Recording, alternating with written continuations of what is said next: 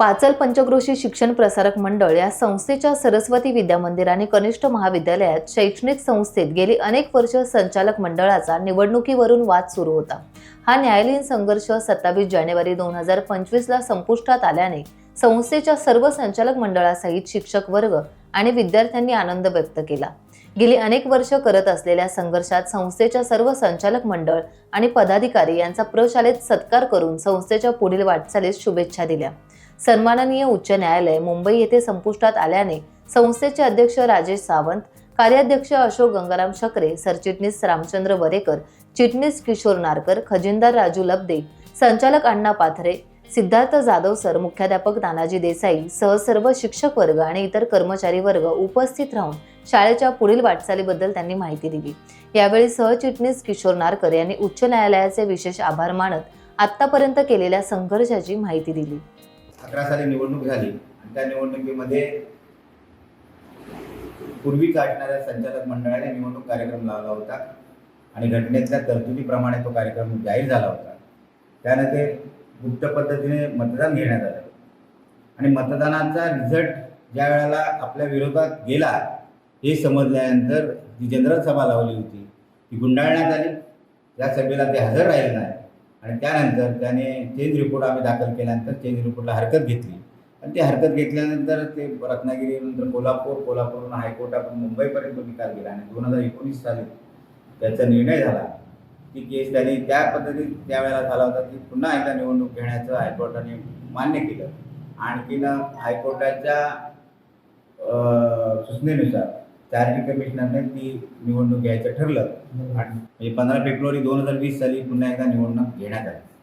आणि ज्यावेळेला चार्टर्ड कमिशनरचे निवडणूक निर्णय अधिकारी नेमणूक झालेली मंडळी या ठिकाणी आली आणि त्यांनी तो कार्यक्रम डिक्लेअर केला गेला, त्यावेळेला आम्हा सर्वांना या ठिकाणी बोलवून घेतलं होतं आणि निवडणूक कशा पद्धतीने होणार आहे, निवडणुकीचा कार्यक्रम कसा आहे, या सगळ्या गोष्टीची आम्हाला समज दिलेली होती। त्या ठिकाणी 3 पॅनल झाले होते। तिन्ही पॅनलच्या प्रमुखांना त्यांच्या सहकार्याने या ठिकाणी बोलवून घेतलं होतं आणि कार्यक्रमाच्या संदर्भात पूर्ण माहिती आम्हाला दिली होती। त्यावेळेला सुद्धा हा मुद्दा उपस्थित आमच्या जुन्या मंडळींनी केला होता की बाबा घटनेतल्या तरतुदीप्रमाणे ती जनरल सभेमध्ये निवडणूक घ्यायची असं त्याच्या निदर्शनात आम्ही दिलेलं होतं। त्यावेळेच्या निवडणूक निर्णयाधिकाऱ्यांनी ते आम्हाला संपूर्ण कार्यक्रम कसा असेल, कोर्टाच्या निर्णयाप्रमाणे कसा असेल हे समजून सांगितलं आणि त्या पद्धतीने निवडणूक घेतली।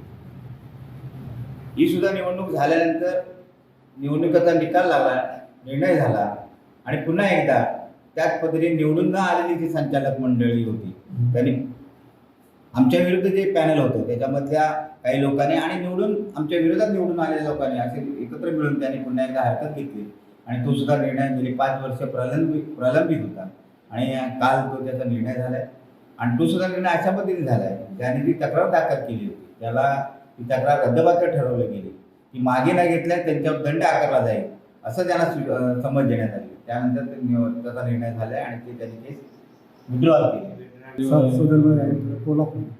कोल्हापूर यांनी आमचा निर्णय होता तो निवडणुकीचा योग्य ठरवला होता। यातीलच 2 निवडून आलेल्या सदस्यांनी उच्च न्यायालयात दावा घेतली। उच्च न्यायालयाने त्यांना काही दिवसापूर्वी तुम्ही संचालकही आहात आणि निवडणुकी नाकारताय म्हणून त्यांना राजीनामा देण्यास सांगितलं। त्याने राजीनामा दिला आणि काल पुन्हा जेव्हा कोर्टासमोर आर्ग्युमेंट झाली त्यावेळी निर्माण कोर्टाने त्यांना सांगितलं की एकतर तुम्ही या झालेल्या संपूर्ण केसचा खर्च भरा, नाहीतर मी तुम्हाला दंड लावतो, नाहीतर केस विड्रॉ करा।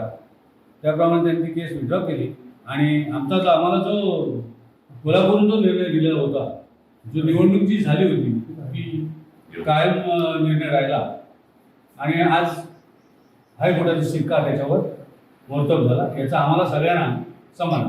टाइम्स डिजिटलला लाईक करा, शेअर करा, सबस्क्राईब करा आणि बेल आयकॉन दाबायला विसरू नका। Times digital.